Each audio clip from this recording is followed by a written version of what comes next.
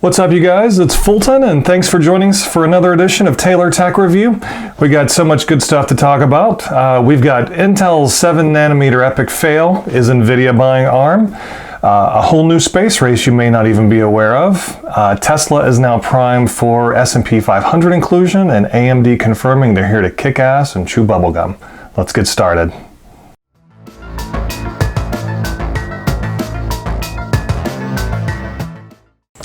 By this point, probably everybody's heard about Intel's problems with their 10nm process. It was supposed to come out in 2016, but it was delayed, then it was delayed again, then it was re-delayed, and they finally started shipping it in laptop chips in 2019. Okay, technically they shipped a handful of 10nm Cannon Lake chips in 2018, but that was pretty much just so they couldn't get sued by investors for lying on their quarterly earnings reports. But that thing was a wreck. 2 cores, disabled graphics, only sold in China, and disappeared as quickly and quietly as it appeared in the first place. Even Intel pretends like the thing never happened. But with 7nm, things were going to be different. Yeah, baby, Intel was back on track. They were ready to come back swinging against AMD, and everything was looking good and great until their last quarterly earnings report, when suddenly it wasn't so great. Now suddenly we find out their 7nm yields are roughly a year behind schedule, and now they've pushed back all 7nm products by 6 months, at least. I expect more. At this point, Intel's promises on new process nodes is about as reliable as a politician's promise. Intel CEO Bob Swan stated, "We now expect to see initial production shipments of our first Intel-based 7nm product, a client CPU, in late 2022 or early 2023.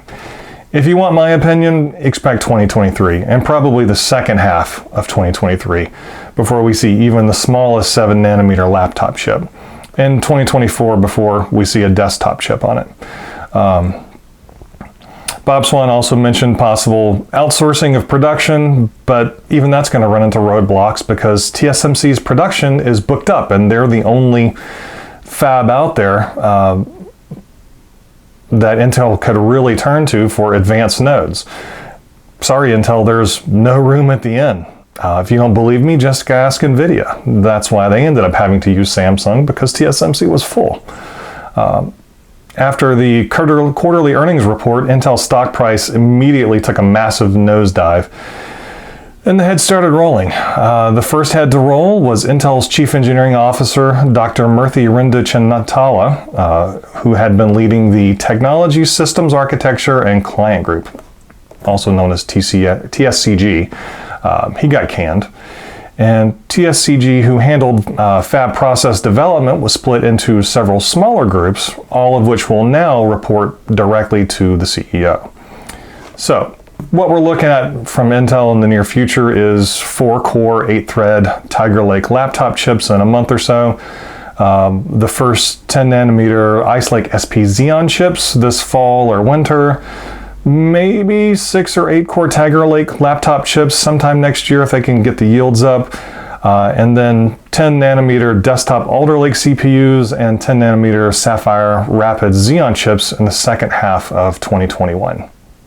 We've also gotten some juicy news out of Bloomberg, who has reported that Nvidia is apparently interested in buying ARM. Now, some of you may not know who ARM is, but if you're watching this on a phone, even if you don't know who they are, you're using their stuff.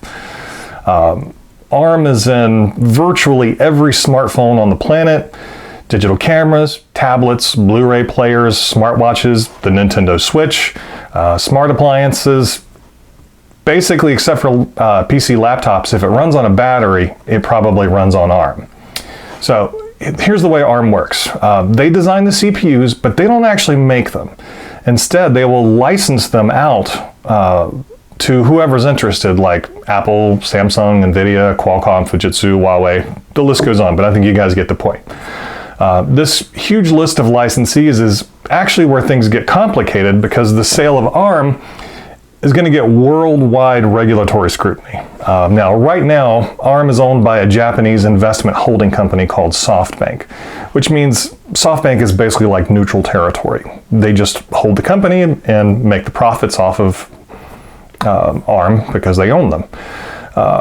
But they don't do anything with it themselves. But if SoftBank sells ARM to Nvidia, who's also an ARM licensee, Nvidia makes the chips in the Nintendo Switch, then suddenly Nvidia owns the keys to the kingdom and could threaten major players in a wide variety of markets, which is why governments all across the world would look very, very hard at a deal like this.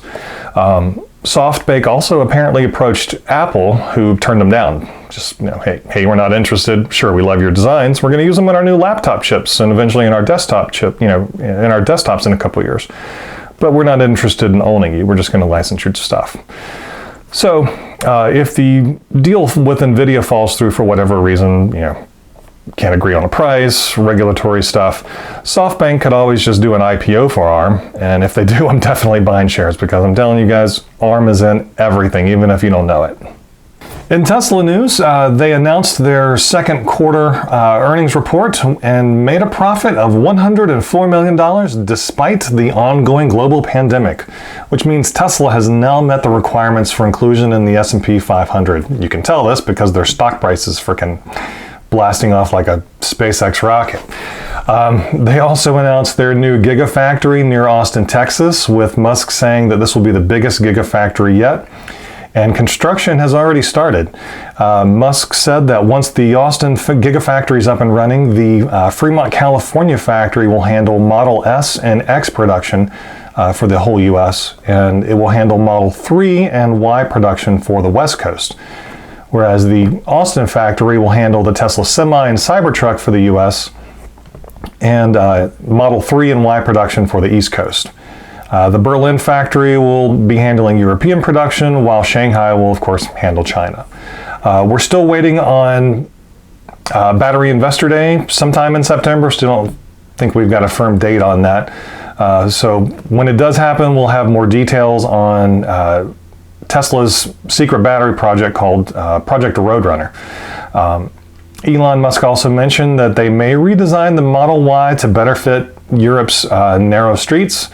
And also Tesla Insurance is going to be expanding out of California soon. You may not even have known that Tesla Insurance was a thing, but it is, and it's coming, and it's going to be expanding out. So more insurance company options. Elon also stated that he's testing an alpha build of their full self-driving software and said, quote, "So I personally tested the latest alpha build of full self-driving software when I drive my car, and it is really, I think, profoundly better than people realize. It's like amazing. So it's almost getting to the point where I can go from my house to work with no intervention, despite going through construction and widely varying situations. So this is why I'm very confident about full self-driving functionality being complete by the end of this year, because I'm literally driving it." Sounds good. Now I just have to be able to afford a Tesla so I can try it out. All right, folks, a new space race has begun, but this time we're not talking about countries trying to get into space. The new space race is about satellite broadband internet. Now, right now, Starlink is in the lead so far. They've got 600-ish satellites already in orbit, and they're taking beta signups if you're in the northern US or lower Canada, and assuming you can cover the $1 beta service fee to test out their billing system. Now, last episode, I also mentioned that the company OneWeb had filed for bankruptcy, but had just gotten bailed out by the UK government for $500 million. Well, they've gotten 74 of their planned 648 satellites in orbit. And now we've got another competitor coming into the market because Amazon has just gotten FCC approval for their Project Cooper to launch 3,236 low Earth orbit satellites to set up their own broadband internet service. Amazon wants to freaking control everything. Amazon plans to offer broadband to customers once the first 578 satellites have launched, but we don't have any kind of time frame on when they'll even begin launching satellites. So don't hold your breath on this one, but it's competition. I love it. Now, no matter who comes out ahead in the satellite broadband, the real winner is definitely going to be SpaceX in this case, because they'll probably be launching most of these.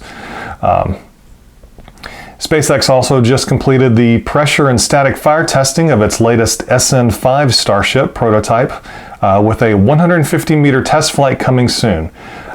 They've been building, testing, and blowing up prototypes like mad, with SNs 1, 2, 3, and 4 blowing up in different phases of the testing, with SN5 being the first to make it to the flight phase since the original Starhopper. They've even jumped the queue and purposefully blew up SN7 while they were testing out a new type of stainless steel to see how much pressure the tanks could hold.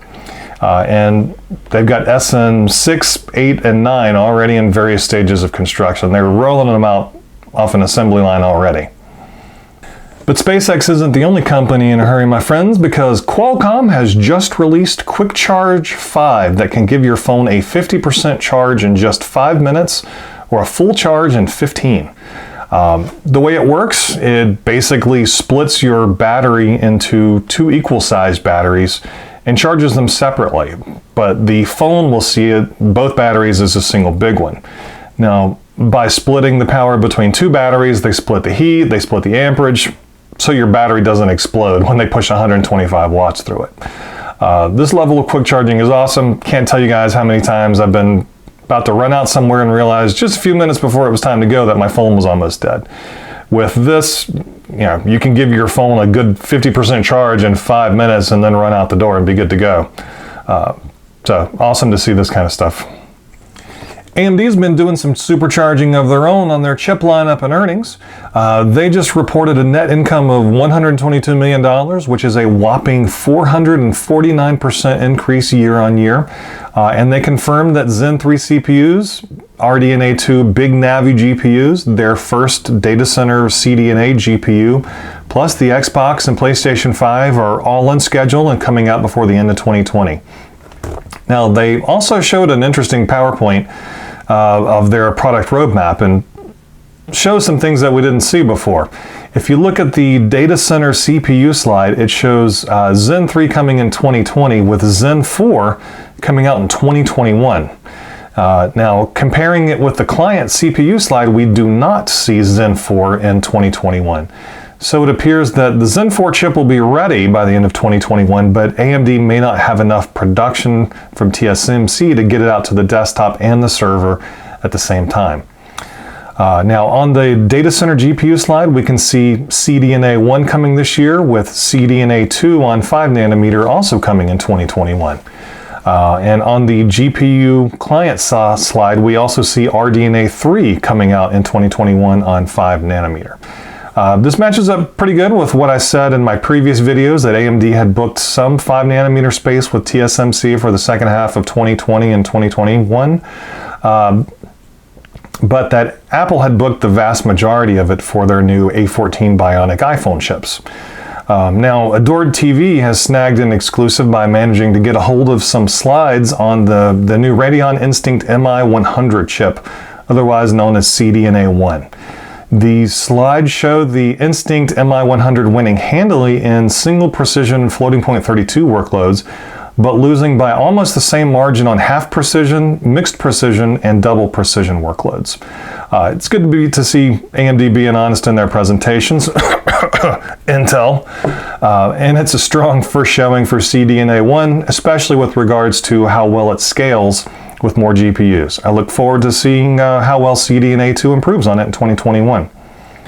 Now, just like people abandon air travel after the human malware pandemic, people are also abandoning America's favorite ISPs, Comcast and AT&T, as fast as they can.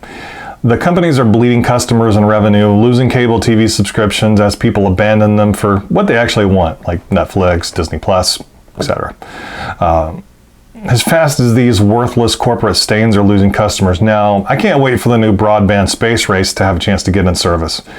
When customers suddenly aren't locked into carefully maintained regional monopolies anymore and they can get broadband internet from 3 different satellite providers, I wonder how long Comcrap and Ma Bell are going to last. I wish them everything they deserve.